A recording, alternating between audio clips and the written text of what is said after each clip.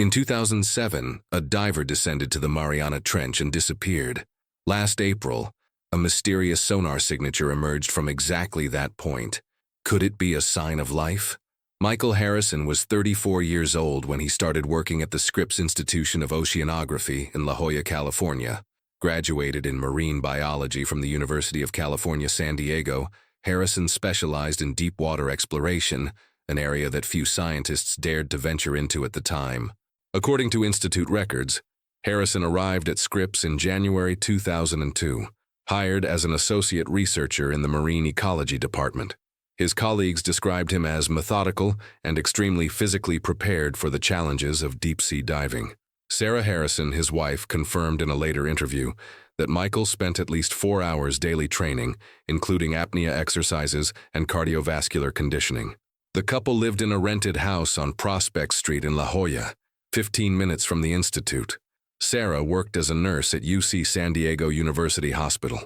They had a daughter, Emma, who was 6 years old at the time and attended Bird Rock Elementary School. Neighbors described the family as reserved but friendly, with no history of domestic or financial problems. Michael Harrison began showing interest in the Mariana Trench in mid-2002, according to Institute documents. He had read about recent discoveries of extremophile organisms in the region and proposed a research project focused on collecting biological samples at depths exceeding 10,000 meters. The project was approved in September 2002, with joint funding from the National Science Foundation and the U.S. Department of Defense. Throughout 2003, Harrison dedicated himself to expedition preparation. Records show he completed more than 50 training dives in deep waters along the California coast, some reaching depths of 2,000 meters. His technical diving instructor, James Rodriguez, later stated that Harrison demonstrated exceptional competence in high-pressure environments. The Mariana Trench expedition was scheduled for March 2004. Harrison would lead a team of 4 researchers, supported by a crew of 12 aboard the research vessel Roger Revelle. The official objective was to collect sediment samples and living organisms in the Hadal Zone, specifically at Challenger Deep, the deepest known point of the oceans. Sarah Harrison reported that in the weeks before departure, Michael appeared anxious but confident.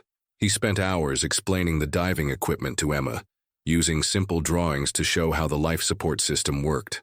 The last recorded conversation between the couple occurred on the morning of March 15, 2004, when Michael called from the ship, reporting that weather conditions were favorable for the dive scheduled for the following day. The equipment used by Harrison included an atmospheric diving suit ADS-2000, manufactured by Canadian company Nuitco Research. The suit, valued at $1.2 million, allowed dives at depths up to 1,200 meters while maintaining internal atmospheric pressure. To reach greater depths, Harrison would use a support submersible capsule, connected to the suit by safety and communication cables. Dr. Patricia Williams, project director at Scripps, stated that all safety protocols were followed. The team conducted 3 days of preliminary equipment testing before the main dive. Williams confirmed that Harrison had undergone a complete medical examination 2 weeks before the expedition, showing no contraindications for deep-water diving. On the morning of March 16, 2004, at 6:45 a.m. local time, Michael Harrison began his descent toward the bottom of the Mariana Trench. The first sign of trouble was recorded at 9:22 a.m., when communication between Harrison and the surface team experienced interference. James Peterson, the ship's communications operator, later stated that Harrison's voice sounded normal, without signs of panic or physical discomfort. At 9:47 a.m., communication was completely lost. Peterson attempted to re-establish contact for 45 minutes without success. The emergency protocol was activated at 10:32 a.m., immediately beginning rescue attempts. The GPS position recorded at the moment of communication loss indicated that Harrison was at approximately 10,800 meters depth, 300 meters above the planned bottom.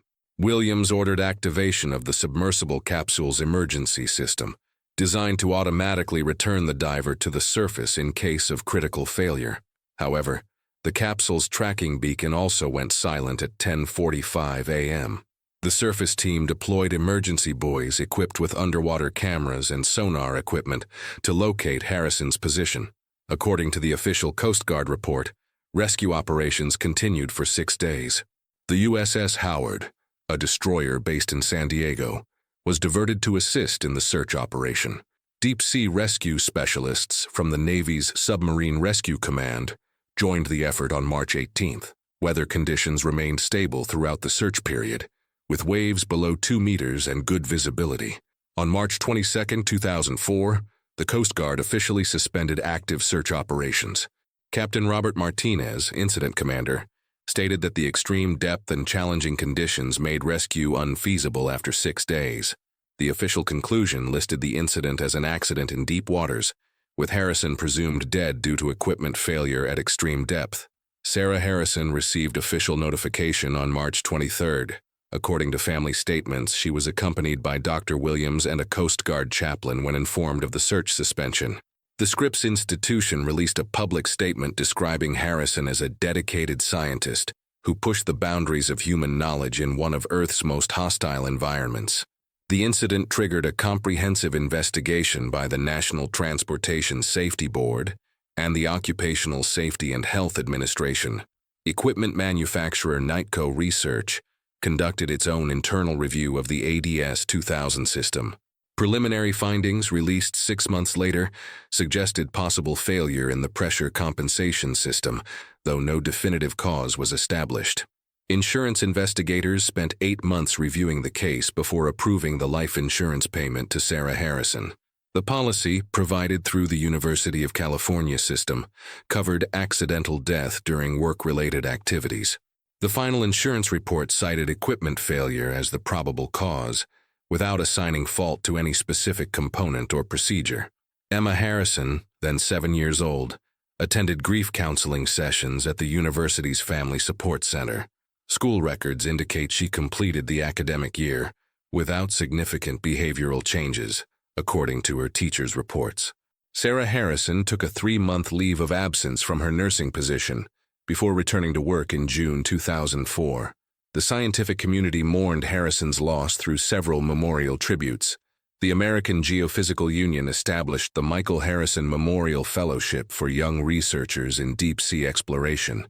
His research notes and preliminary findings from previous dives were compiled into a posthumous publication by his colleagues at Scripps. Dr. Williams retired from active field research following the incident, citing the emotional toll of losing a team member. In her final interview before retirement, she stated that Harrison's dedication to advancing human understanding of the deep ocean would not be forgotten. The Mariana Trench project was suspended indefinitely, with no plans for similar manned missions at extreme depths. For 3 years, the case remained closed, filed away in the archives of maritime accidents. Sarah Harrison moved to Oregon in 2006, accepting a nursing position in Portland to start fresh with Emma. The family rarely spoke publicly about the incident, preferring privacy as they rebuilt their lives away from the constant reminders of the ocean that had claimed Michael.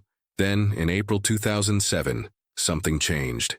The morning of March 16, 2004, began like any other research day aboard the Roger Revelle.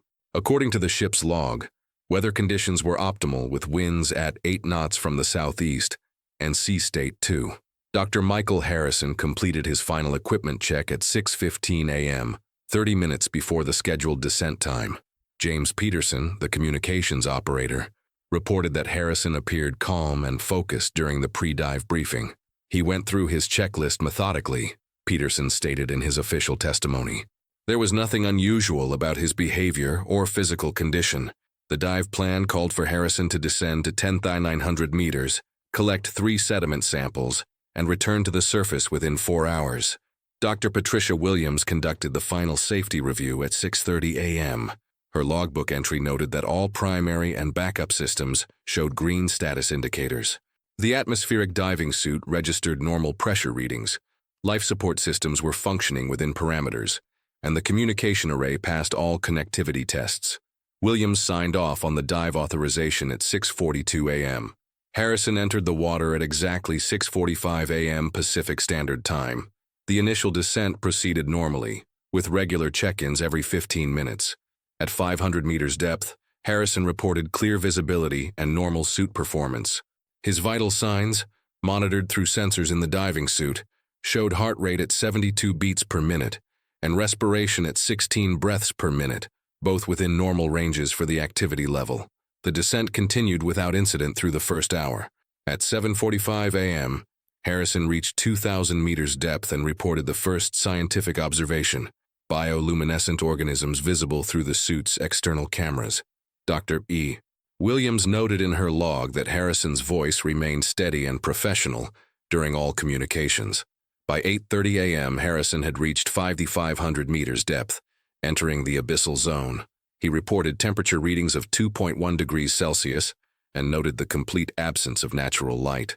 The suit's external lighting system functioned normally, providing visibility up to 20 meters in all directions. Communication quality remained excellent, with no static or interference detected. At 9:00 a.m., Harrison reached 8,200 meters depth.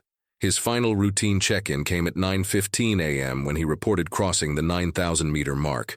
Peterson's communication log shows Harrison stating, "Approaching target depth. All systems nominal.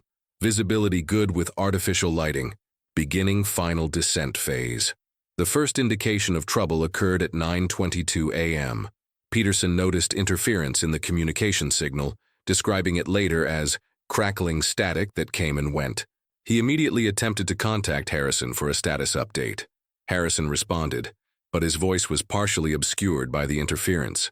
Peterson recorded the transmission as some communication issues, continuing descent, depth now, followed by unintelligible audio. Dr. Williams, monitoring from the adjacent control station, ordered Peterson to switch to the backup communication frequency. The interference persisted on the secondary channel. At 9:25 a.m., Peterson managed to establish brief contact with Harrison, who reported his depth as 10,200 meters. This would be the last clear transmission received from the diver. Between 9:25 a.m. and 9:47 a.m., Peterson attempted to maintain contact with Harrison, using all available communication methods. The primary radio frequency produced only static. The emergency acoustic signaling system, designed to work even if radio communication failed, also showed no response. Peterson's log indicates he sent 12 separate calls during this period, none of which received acknowledgement. At 9:47 a.m., all communication with Harrison ceased entirely. The diving suit's telemetry system, which transmitted vital signs and equipment status data, also went silent. Dr. Williams immediately declared a communication emergency and activated the ship's dive accident protocol. The emergency procedures required 3 immediate actions: attempting to contact the diver using all available methods, preparing the emergency ascent system, and notifying the Coast Guard. Peterson continued transmission attempts while Williams initiated the automatic emergency ascent sequence for Harrison's support capsule. The support capsule system included an emergency ballast release mechanism designed to bring the diver to the surface automatically if communication was lost for more than 30 minutes. Williams activated this system at 10:15 a.m. Under normal circumstances, the emergency ascent would bring Harrison to the surface within 90 minutes. By 10:45 a.m., the support capsule's tracking beacon also went silent. This secondary failure prompted Williams to declare a full emergency situation. The beacon system operated independently of the diving suit's communication array and had its own power supply, making simultaneous failure highly unusual. At 11:00 a.m., Williams placed the first distress call to the Coast Guard's Rescue Coordination Center in Alameda, California. Coast Guard records show the initial report described a missing diver at coordinates 11:22 N, 142-35 E, with last known depth at 10,200 meters. The duty officer, Lieutenant Commander Sarah Mitchell, immediately classified the incident as a maritime emergency requiring immediate response. The Coast Guard's initial assessment determined that no Coast Guard vessels were within effective response range of the Mariana Trench. The closest Coast Guard cutter was 800 nautical miles away, requiring more than 30 hours to reach the scene. Mitchell contacted the Navy's Pacific Fleet headquarters to request assistance from any military vessels in the area. USS Howard, an R. Lee Burke-class destroyer conducting routine patrol operations 200 nautical miles northeast of the incident location, received orders to proceed immediately to assist in the rescue operation. The Howard's commanding officer, Captain James Sullivan, later reported that his ship reached maximum sustainable speed of 30 knots en route to the rescue coordinates. Meanwhile, aboard the Roger Revelle, the research team deployed all available emergency equipment. This included 3 remote-operated vehicles equipped with cameras and sonar, emergency marker buoys, and backup communication arrays positioned at various depths. None of these systems detected any trace of Harrison or his equipment. Dr. Williams contacted Scripps Institution headquarters at 11:30 a.m. to report the emergency. The institution's crisis management protocol required immediate notification of next of kin, relevant insurance providers, and federal oversight agencies. Sarah Harrison received the first call at 11:45 a.m. while at work at UC San Diego Hospital. According to Sarah Harrison's later statement, Dr. Williams informed her that Michael had experienced communication difficulties during his dive and that rescue operations were underway. Williams reportedly said, "We've lost contact with Michael during his dive. We're implementing all emergency procedures and the Coast Guard has been notified. We'll keep you informed as the situation develops." Sarah Harrison left her shift immediately and drove to the Scripps Institution, arriving at 12:30 p.m. She was met by Dr. Williams and the institution's family liaison officer, Margaret Chen, who provided regular updates on the rescue efforts. Sarah later described feeling numb and confused during those first hours, unable to fully comprehend what was happening. Emma Harrison was at school when the emergency began. Sarah contacted Bird Rock Elementary School at 1:15 p.m. and requested that Emma be kept after regular school hours until further notice. The school's principal, Robert Martinez, arranged for Emma to remain in the aftercare program without being informed of the situation involving her father. USS Howard arrived at the search coordinates at 2:30 a.m. on March 17th, approximately 15 hours after the initial emergency. Captain Sullivan's ship carried advanced sonar equipment capable of detecting objects at extreme depths. The destroyer immediately began systematic sonar sweeps of the area, where Harrison was last known to be diving. The Navy ship's first sonar scans revealed the challenging nature of the search area. The Mariana Trench's complex topography included steep walls, deep crevices, and unstable sediment formations that could easily hide debris or equipment. Captain Sullivan reported that the search area covered approximately 25 square nautical miles of ocean floor at depths exceeding 10,000 meters. On March 17th, the Coast Guard flew a C-130 Hercules aircraft from Hawaii to provide aerial coordination of the search operation. The aircraft carried advanced surface scanning radar and served as a communication relay between the various vessels and aircraft involved in the rescue effort. Weather conditions remained favorable with clear skies and calm seas. The Scripps research team aboard the Roger Revelle worked continuously to analyze data from Harrison's dive. Dr. Williams and her colleagues reviewed every recorded transmission, equipment reading, and environmental measurement from the dive. The data showed normal operations up until the final communication at 9:25 a.m., with no indication of equipment malfunction or environmental hazards. By March 18th, 3 additional research vessels had joined the search operation. The RV Thomas G. Thompson from the University of Washington, the RV Atlantis from Woods Hole Oceanographic Institution, and the Japanese research vessel Kuroshio arrived with specialized deep-sea search equipment. Each vessel deployed remotely operated vehicles capable of operating at the depths where Harrison disappeared. The search operation faced significant technical challenges. The extreme depth of 10,000+ meters pushed the limits of even the most advanced underwater search equipment available in 2004. The high pressure at such depths meant that equipment failures were common, and each deployment of search vehicles required hours of preparation and execution.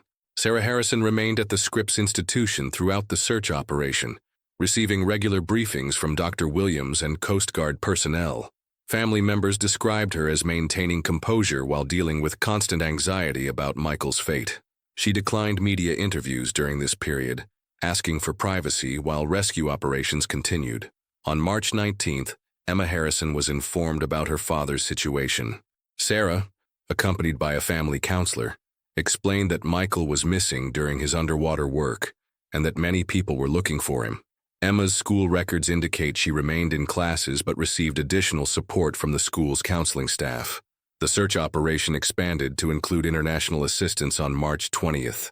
The Japanese Maritime Self-Defense Force contributed the deep-sea research vessel Kuroshio, equipped with the Kaiko remotely operated vehicle, capable of reaching depths up to 11,000 meters. French research institutions offered the use of the Nautil submersible, though deployment would require additional time. Despite the massive search effort involving 6 vessels and dozens of personnel, no trace of Harrison or his equipment was found during the first 5 days. The challenging conditions at the bottom of the Mariana Trench meant that debris could be scattered across a wide area or buried under sediment. Search coordinators began discussing the possibility that Harrison's equipment had fallen into an unmappable crevice or underwater canyon. Media attention intensified as the search continued. Major television networks and newspapers reported on the rescue operation, describing it as one of the most challenging deep-sea rescue attempts in history. The story captured public attention due to both the extreme depth involved and the advanced technology being used in the search. On March 21st, weather conditions began to deteriorate in the search area. Wind speeds increased to 25 knots, with waves reaching 4 meters in height. These conditions made it dangerous to deploy and recover the remotely operated vehicles used in the search. Captain Sullivan reported that several planned search missions had to be postponed due to the rougher seas. Dr. Williams held a press conference on March 21st to update the media and public on the search efforts. She stated that every available resource was being used to locate Harrison and that the search would continue as long as weather conditions permitted. Williams emphasized that the research team remained hopeful despite the challenging circumstances. The decision to suspend active search operations came on March 22nd, after 6 full days of intensive searching. Coast Guard Captain Martinez, the incident commander, announced that no further evidence of Harrison or his equipment had been found, despite deploying the most advanced deep-sea search technology available. The search had covered more than 100 square miles of ocean floor, at depths exceeding 10,000 meters. Captain Martinez stated at the final press briefing, "We have exhausted all reasonable search options given the extreme depth and challenging conditions of this area. Our thoughts are with Dr. Harrison's family during this difficult time. The professionalism and dedication of all personnel involved in this operation has been exemplary." The official search suspension was communicated to Sarah Harrison at 4:00 p.m. on March 22nd. She was accompanied by Dr. Williams and Coast Guard Chaplain Lieutenant Robert Chen when she received the notification. According to family statements, Sarah asked for time to process the information before making any public statements about the search conclusion. The various search vessels began departing the Mariana Trench area on March 23rd. USS Howard was the last military vessel to leave, completing a final sonar sweep before resuming its original patrol mission.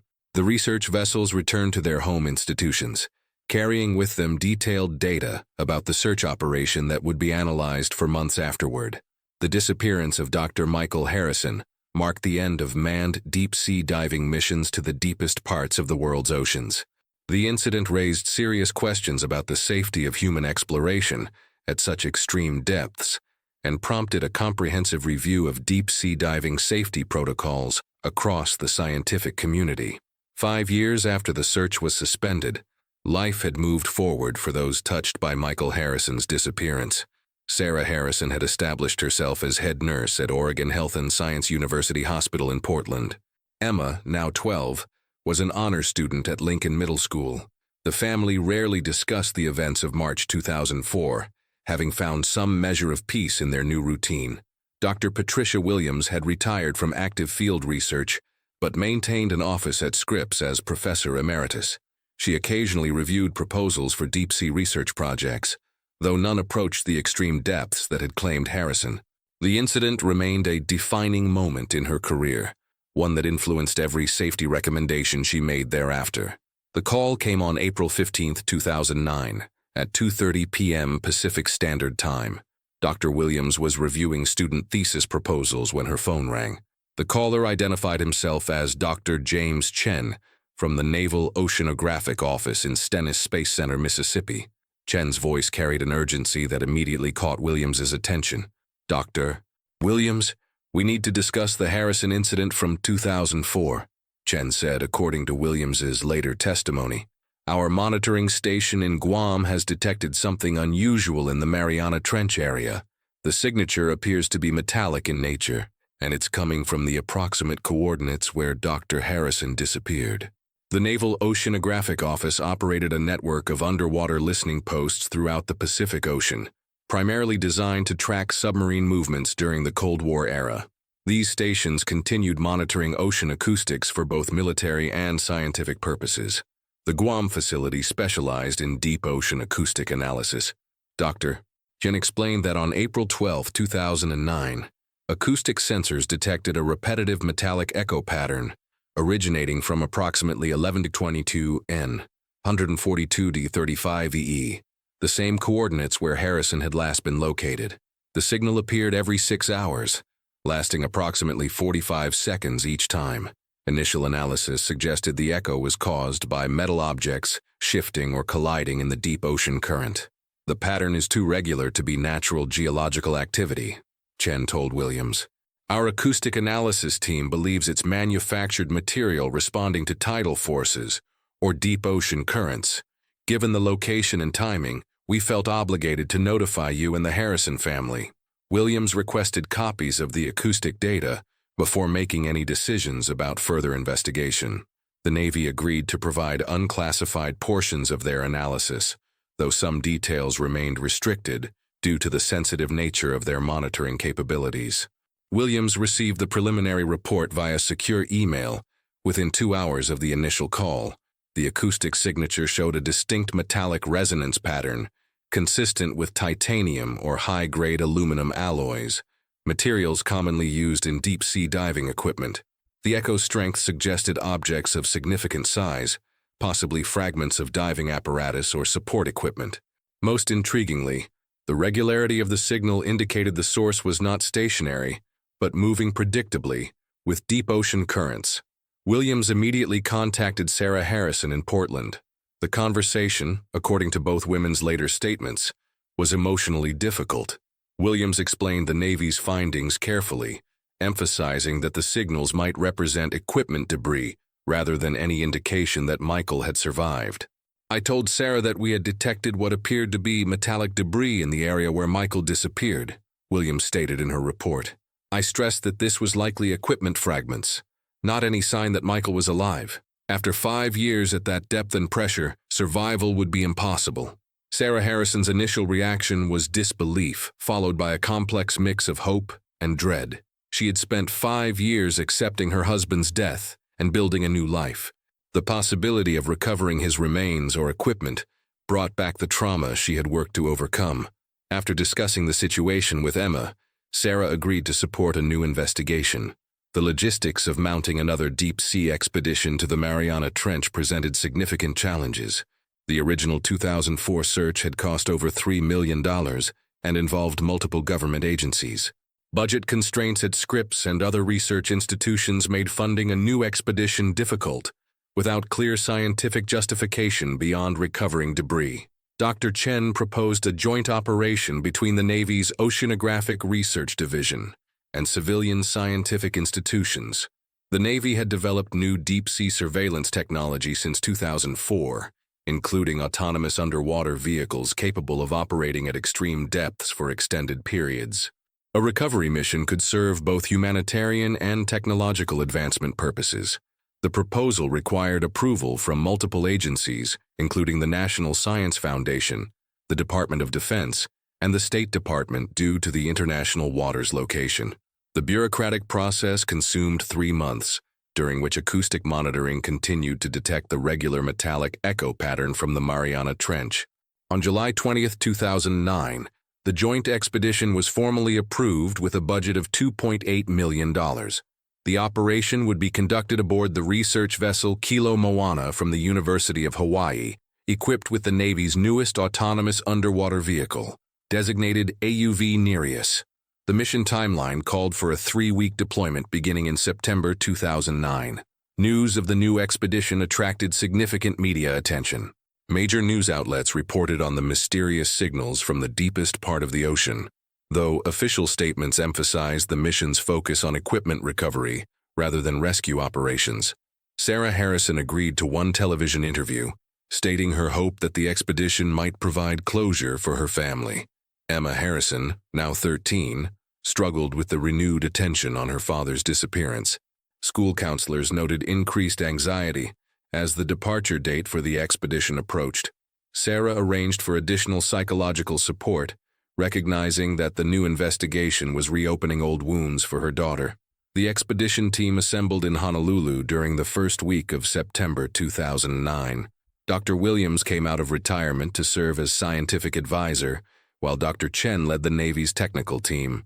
The civilian research component included marine archaeologists specializing in deep-sea debris recovery, and forensic experts trained in analyzing equipment failures under extreme conditions. AUV Nereus represented a significant advancement in deep-sea exploration technology. The vehicle could operate autonomously at depths up to 11,000 meters for up to 36 hours, equipped with high-definition cameras, manipulator arms for sample collection, and advanced sonar mapping capabilities. Unlike the tethered systems used in 2004, Nereus could search vast areas without risking communication cable failures. The Kilo Moana departed Honolulu on September 15, 2009, with a crew of 32 personnel. The voyage to the Mariana Trench required 4 days, during which the team conducted final equipment tests and reviewed search protocols. Weather forecasts showed favorable conditions for the planned 3-week operation window. As the expedition approached the search coordinates, acoustic monitoring from the ship confirmed the Navy's earlier findings. The metallic echo pattern continued with the same 6-hour regularity noted in April. Sonar analysis suggested the source was located at a depth of approximately 10,800 meters, consistent with Harrison's last known position 5 years earlier.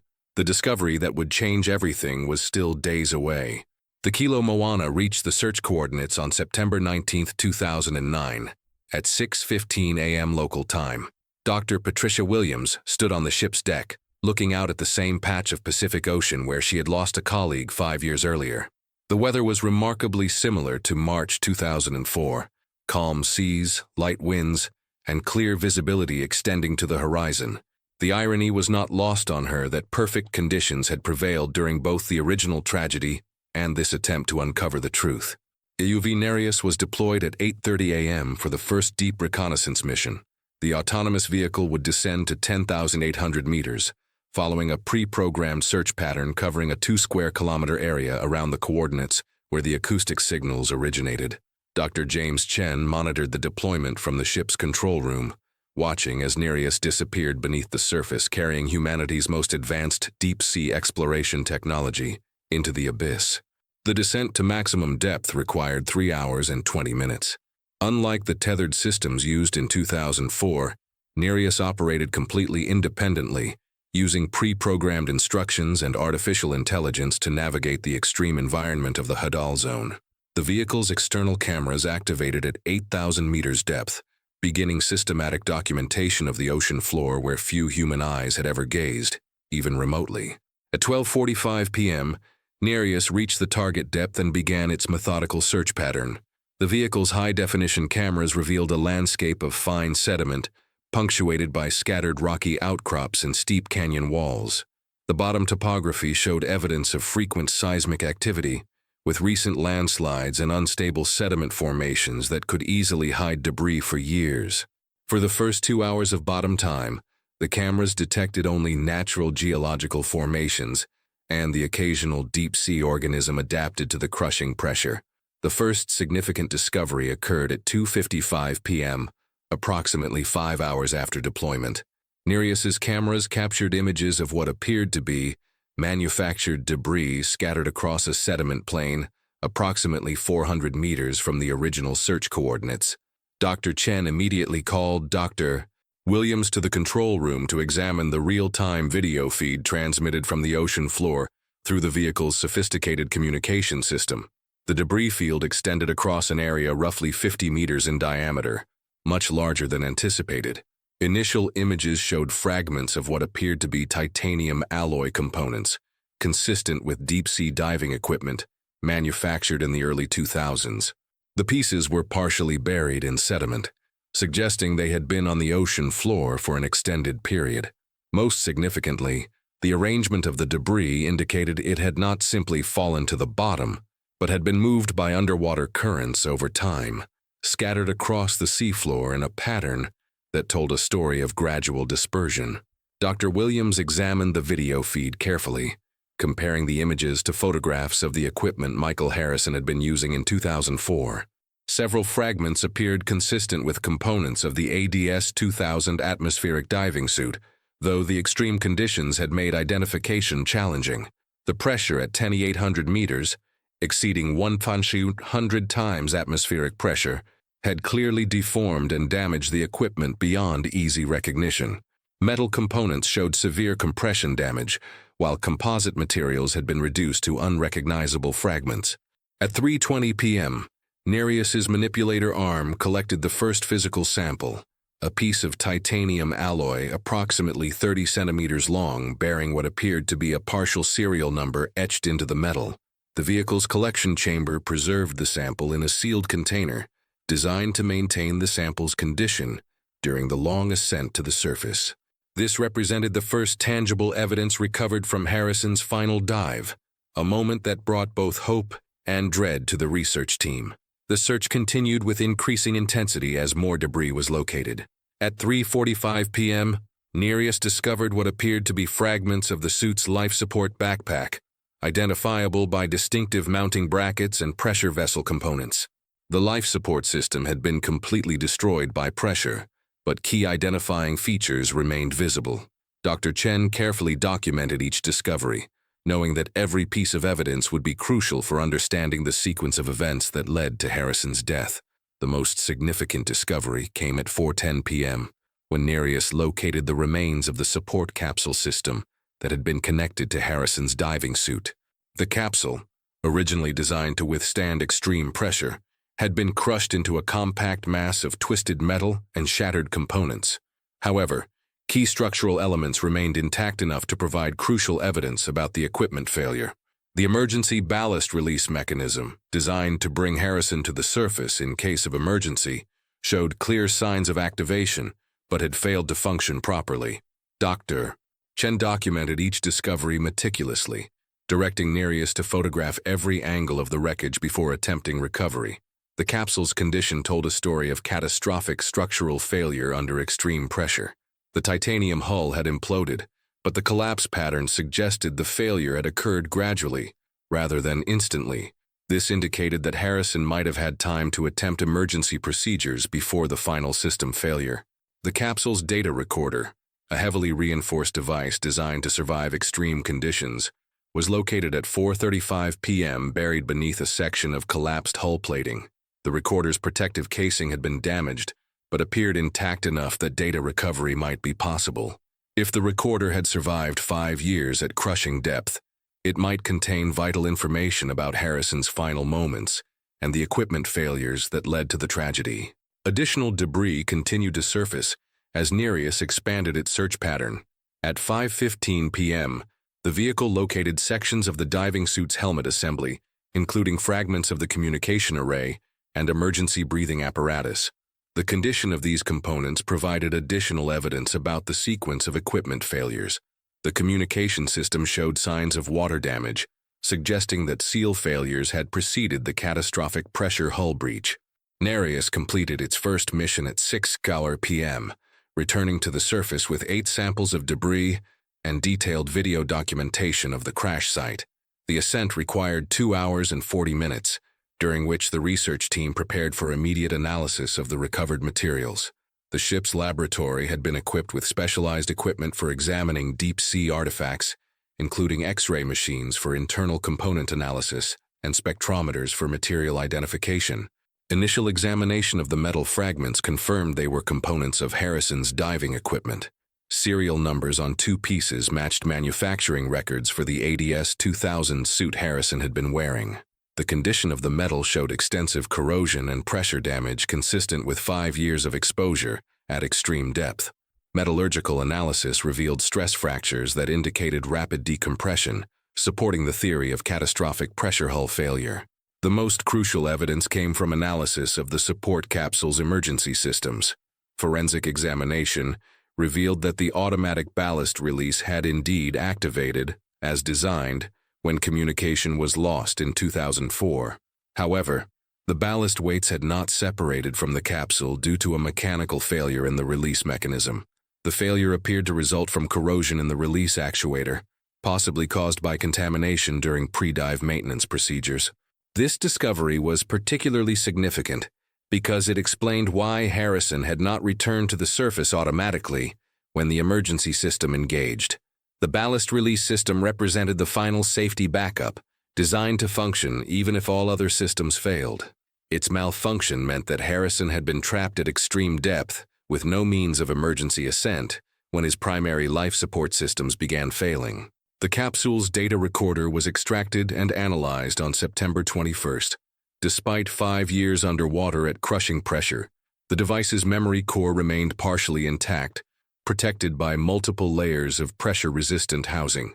Computer specialists aboard the Kilo Moana worked for 18 hours to recover data from the damaged storage medium, using specialized software designed for forensic data recovery from damaged electronics. The recovered information provided a detailed timeline of the final minutes of Harrison's dive, painting a picture of a professional attempting to manage multiple system failures under extreme stress. According to the data recorder, Harrison's diving suit began experiencing pressure regulation problems at 10,150 meters depth, approximately 30 minutes before communication was lost with the surface. The suit's internal pressure gradually increased beyond safe parameters, though not to levels that would have caused immediate unconsciousness. Harrison apparently attempted to address the problem manually, following emergency procedures outlined in his extensive training. The data showed multiple attempts to reset the pressure regulation system and activate backup controls. These efforts initially appeared successful, with pressure readings returning to normal ranges for brief periods before climbing again. The pattern suggested Harrison was fighting a losing battle against progressive system failure. The pressure regulation failure appeared to stem from a microscopic crack in one of the suit's critical pressure seals, possibly caused by the extreme conditions or a manufacturing defect that had gone undetected during pre-dive inspections. As Harrison descended to maximum depth, the crack expanded under increasing pressure, allowing seawater to enter the suit's pressure regulation system. The suit's emergency systems detected the problem and attempted automatic correction, but the damage was beyond the system's ability to compensate. At 10,200 meters depth, the suit's life support systems began shutting down in sequence as seawater contaminated critical electronic components. The data recorder captured Harrison's systematic attempts to maintain life support using manual backup systems. These efforts included switching to emergency oxygen supplies, activating backup heating systems, and attempting to isolate damaged components. Harrison's actions demonstrated professional competence under extreme stress, following established emergency protocols despite the deteriorating situation. Harrison's final recorded actions, according to the data, included multiple attempts to manually activate the emergency ascent system and repeated efforts to establish communication with the surface using backup radio equipment. These attempts were unsuccessful due to the progressive failure of the suit's electrical systems and the increasing water contamination of critical components. The data showed Harrison continued emergency procedures until the final system shut down. The data recorder's final entries, timestamped at 9:44 a.m. on March 16, 2004, showed complete life support system failure. Based on the forensic analysis conducted by the expedition's medical consultants, Harrison would have lost consciousness within minutes due to pressure-related complications and oxygen system failure. The suit continued to sink to the ocean floor, where it was gradually crushed by the immense pressure over the following hours and days. Dr. Williams called Sarah Harrison on September 22nd to report the expedition's findings. The conversation, according to both women's accounts, was emotionally difficult, but provided Sarah with the definitive answers she had sought for 5 years. Williams carefully explained the technical findings while emphasizing that Harrison's death appeared to have been relatively quick once the final system failures occurred. Patricia explained that Michael had experienced a cascade of equipment failures and that he had followed all proper emergency procedures. Sarah said in a later interview, "She told me that he had fought to survive and had done everything possible to return home to us." While it was devastating to hear the details, it answered the questions that had haunted me for 5 years. I finally knew what happened to my husband, and that he had died doing what he loved. The acoustic signals that had prompted the expedition were identified as metal debris, shifting with deep ocean currents and tidal forces. Pieces of Harrison's equipment, moved by underwater currents over 5 years, had settled into positions where they collided periodically with rocky outcrops, creating the regular metallic echo pattern detected by Navy sensors. The mystery that had revived the case was solved through systematic scientific investigation rather than dramatic revelation. Emma Harrison, now 14, received professional counseling to help process the new information about her father's death. School counselors reported that while she initially struggled with the detailed information about the accident, she ultimately found the definitive answers helpful in understanding what had happened. Sarah reported that Emma expressed relief at finally knowing the truth rather than continuing to live with uncertainty and unanswered questions. The expedition's findings led to significant changes in deep-sea diving safety protocols across the scientific community. Equipment manufacturers implemented additional redundancy and pressure regulation systems, improved seal design and testing procedures, and enhanced emergency backup systems.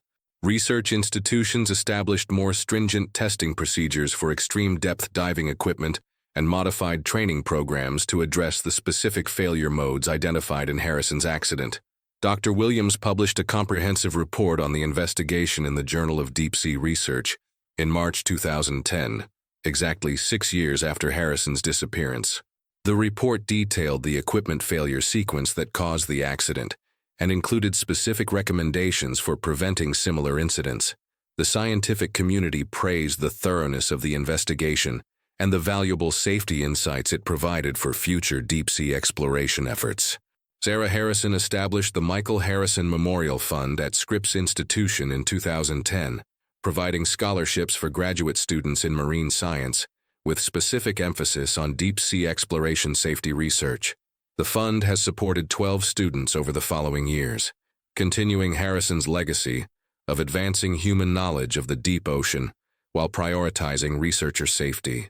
Several fund recipients have made significant contributions to deep-sea safety technology. The Mariana Trench expedition of 2009 marked the final chapter in the Harrison case. All questions about his disappearance had been answered through careful scientific investigation and advanced technology.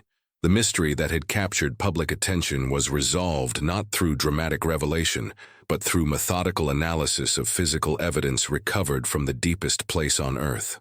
The case demonstrated both the risks inherent in pushing the boundaries of human exploration and the power of scientific investigation to uncover truth even in the most challenging circumstances.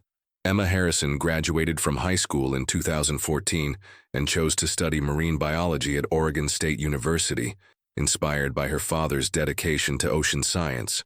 She has stated that understanding exactly what happened to her father helped her appreciate his contribution to scientific knowledge and inspired her own career choice in marine research. However, she focuses on surface and shallow water ecosystems rather than the extreme depths that claimed his life, preferring to honor his memory through safer scientific pursuits.